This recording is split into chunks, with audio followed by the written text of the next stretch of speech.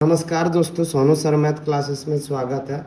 दोस्तों आज हम लोग तीसरा अध्याय दो चर वाले रैखिक समीकरण युग्म प्रश्नावली 3.2 क्लास 10th का 6 नंबर क्वेश्चन करने वाले हैं। अगर आप लोगों को वीडियो अच्छा लगे तो वीडियो को लाइक कीजिएगा, चैनल पर नए हैं तो चैनल को सब्सक्राइब कीजिएगा और बेल आइकन जरूर प्रेस कीजिएगा ताकि आपको आने वाला हर नोटिफिकेशन मिलता रहे। तो चलिए आज स्टार्ट करते हैं हम लोग 6 नंबर क्वेश्चन। तो 6 नंबर क्वेश्चन का कहना है कि एक रेखिक समीकरण जो दिया गया हम लोग का 2x plus 3y minus 8 equal to 0 दी गई है। दो चरों में एक ऐसी और रेखिक समीकरण लिखिए ताकि यानी कि हम लोग को और एक समीकरण लिखना ताकि प्राप्त युग्म का ज्यामितीय निरूपण जैसा कि पहला नंबर क्वेश्चन 6 का पहला भाग यानी कि पहला नंबर क्वेश्चन है कि प्रतिच्छेद करती रेखाएं हो, दूसरा नंबर है समांतर रेखा है, तीसरा नंबर है संपाती रेखाएं है। तो चलिए स्टार्ट करते हैं। जैसे पहला नंबर स्टार्ट करेंगे हम लोग। तो पहला नंबर क्वेश्चन क्या है कि प्रतिच्छेदित करती रेखाएं हो।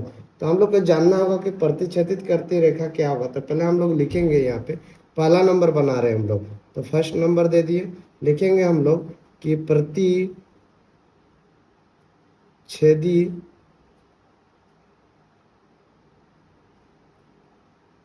रेखाओं के लिए जो हम लोग का अनुपात होता है A1/A2 नॉट इजकल टू होता है B1/B2 का। ये पहले आप लोग को पता होना चाहिए, जो पहले हम बता भी चुके हैं पहला का क्लासेस में। प्रतिच्छेदित करने के लिए रेखाएं जो होती है, जो अनुपात होती है A1/A2 नॉट इजकल टू होता है B1/B2 का। तो हम लोग का दिया गया जो समीकरण है, तो लिखेंगे यहाँ पे कि दिया गया समीकरण जो हम लोग का वो है 2x plus 3y minus 8 equal to 0। तो ये तो हम लोग को दिया गया समीकरण। क्वेश्चन का कहना है कि एक ऐसी और रैखिक समीकरण लिखिए, यानी कि और एक हम लोग का रैखिक समीकरण लिखना होगा। तो जैसे कि ऐसा हम लोग का समीकरण लिखना होगा जो A1 जब A2 लेंगे वो नॉट इजकल टू होना चाहिए B1/B2 का। तो एक दूसरा समीकरण लेते हैं हम लोग। जैसे ले लिया 5x प्लस 2y माइनस का 3 इजकल टू 0। जैसे कि देखिए A1 हम लोग यहाँ पे लिख लेते हैं एक बार कि A1 ये जो समीकरण है इसको समीकरण 1 मान लिए, ये समीकरण दूसरा मान लिए। तो जैसे कि A1 हम लोग का पहला वाला समीकरण से दिया गया 2, A2 हम लोग का दिया गया 3, उसी तरह सॉरी B1 A1 B1 है ये, हाँ। और उसी तरह A2 हम लोग का दिया गया 5, दूसरा समीकरण जो लिए, और B2 जो है वो हम लोग का ले लिया प्लस का 2। तो अब इसमें हम लोग बैठाएंगे। तो जैसे बैठाते यहाँ पे दिखाते हैं आप लोग को। जैसे कि A1/A2, A1 है हम लोग का 2 और A2 हम लोग का 5। उसी तरह B1/B2, तो B1 है हम लोग का 3 और B2 हम लोग का 2। तो देखिए दोनों बराबर आया, A1/A2 आया 2/5 और B1/B2 आया 3/2। यही हम लोग को दिखाना था। तो यहाँ पे एक बार लिख देंगे कि A1/A2 नॉट इजकल टू है B1/B2 का। ये हम लोग का दिखाना था पहला नंबर क्वेश्चन में। उसी तरह चलिए समांतर रेखा है वो दूसरा नंबर क्वेश्चन बनाते हैं। दूसरा नंबर के क्वेश्चन का कहना है कि समांतर रेखाएं हो। तो समांतर रेखाएं के लिए हम लोग का जो अनुपात होता है वो पहले हम लोग लिख लेंगे। तो लिखेंगे यहाँ पे कि समांतर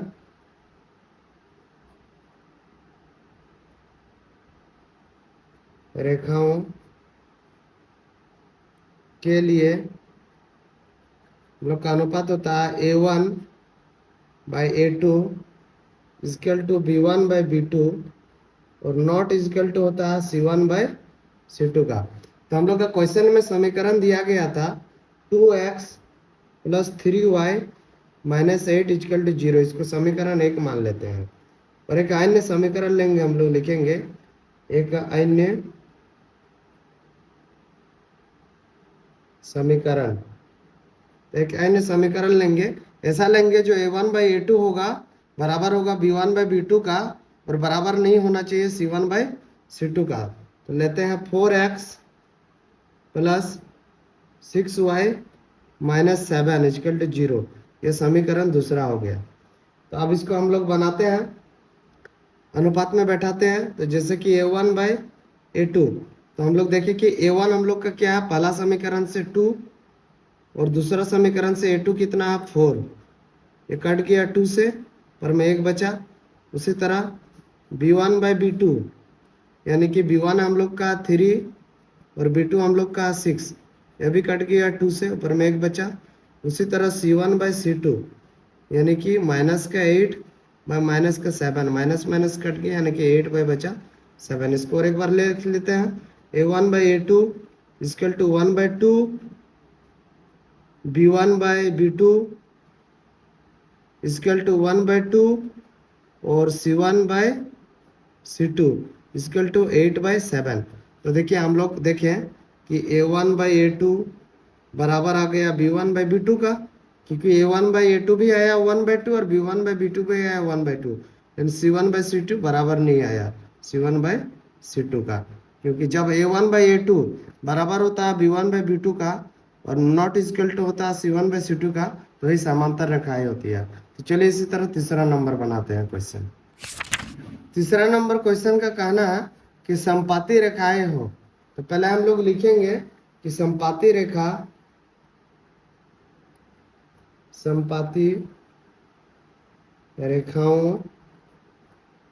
के लिए हम लोग जानते हैं, इसका जो अनुपात होता है वो होता है a1/a2 equal to b1/b2 equal to c1/c2।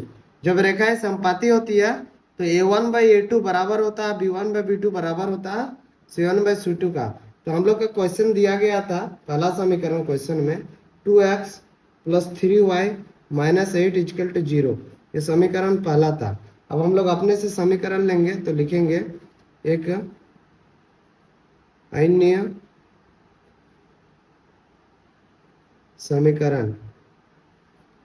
समीकरण ऐसा हम लोग का लेना है जो कट कर a1/a2 b1/b2 c1/c2 का बराबर होगा। तो ले लेंगे 4x + 6y - 16 इक्वल टू 0, ये हो गया समीकरण दूसरा ले लिया हम लोग।